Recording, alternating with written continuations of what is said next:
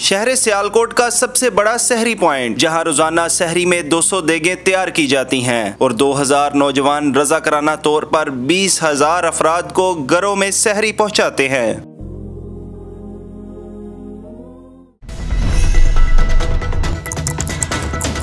हाँ जी बिल्कुल, इस वक्त हम मौजूद हैं सियालकोट का एरिया है हाजीपुरा और इधर रमजानुल मुबारक के मुकद्दस महीने में एक बहुत बड़ी सहरी और अफ्तारी का इंतजाम किया जाता है। मुंतज़मीन इस वक्त हमारे साथ मौजूद है, उनसे हम जानेंगे कि ये सारा सहरी और अफ्तारी का इंतजाम जो किया जाता है ये कब से किया जा रहा है और क्या क्या मेन्यू इसमें दिया जाता है।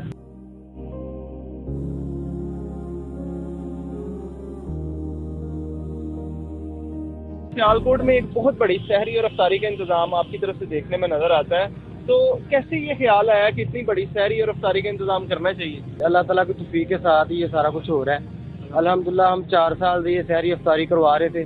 पहले उसकी समझ के तादाद कम थी लोगों की और हमारे खाने की भी तादाद कम थी। तो इस दफ़ा जब हमने शुरू किया है तो स्टार्ट में हमने पहले दिन 64 जगह बनाई, ठीक है। तो फिर आज अल्हम्दुलिल्लाह हमारे पास 130 जगह सहरी में है और 20 जगह अफ्तारी में लग रही हैं।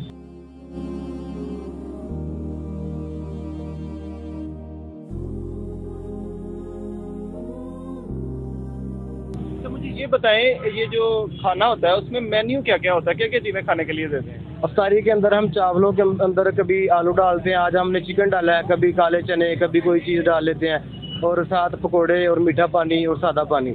तो सहरी के अंदर अल्हम्दुलिल्लाह पहले दिन हमने दाल बनाई थी, फिर हलीम बनाया, काले चने, कभी मसर की दाल, कभी आलू गोश्त, कभी कोई चीज़ बदल बदल कर अल्हम्दुलिल्लाह हम रोज़ाना की बुनियाद पर मेन्यू को चेंज करते हैं और लोगों की खिदमत कर रहे हैं।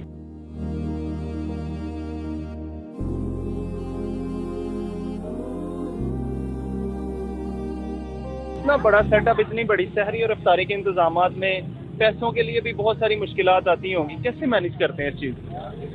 बस ये काम है अल्लाह ताला के बंदों की खिदमत का, तो इसमें अल्लाह ताला की मदद बड़ी आती है।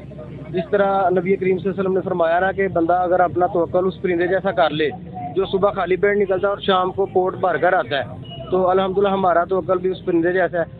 हमें कल तक पता नहीं होता कि हमने क्या बनाना है, हमारे पास बजट नहीं होता, लेकिन अल्लाह ताला की मदद आती है, कोई ना कोई कॉल आ जाती है। आज भी हमारी एक बहन ने ये सारी अफ्तारी का अरेंजमेंट करवाया है, ठीक है, उसकी तरफ से ये कर रहे हैं हम। तो इसी तरह हमें पैसों की कोई टेंशन नहीं होती, ठीक है, अल्लाह ताला की मदद आ जाती है।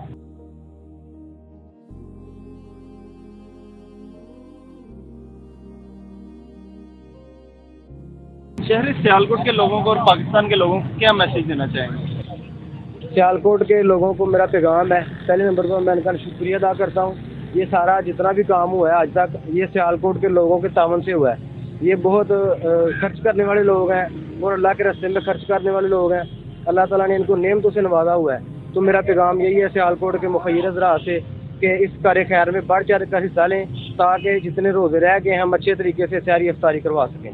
हाँ जी बिल्कुल जी, इस वक्त मुंतज़मीन जो है इस सहरी और अफ्तारी का जो इंतज़ाम करते हैं वो हमारे साथ मौजूद थे। उनका कहना है कि पहले रमज़ान से ही ये सिलसिला जारी है और अल्हम्दुलिल्लाह ये 30 रमज़ान तक ये सिलसिला चलेगा। हम शहर सियालकोट के लोगों से भी ये अपील करेंगे कि वो आगे बढ़ें और ऐसे लोगों की मदद करें जो इस तरह के काम कर रहे हैं। कैमरा टीम के साथ रहमान यूसुफ, उर्दू पॉइंट, सियालकोट।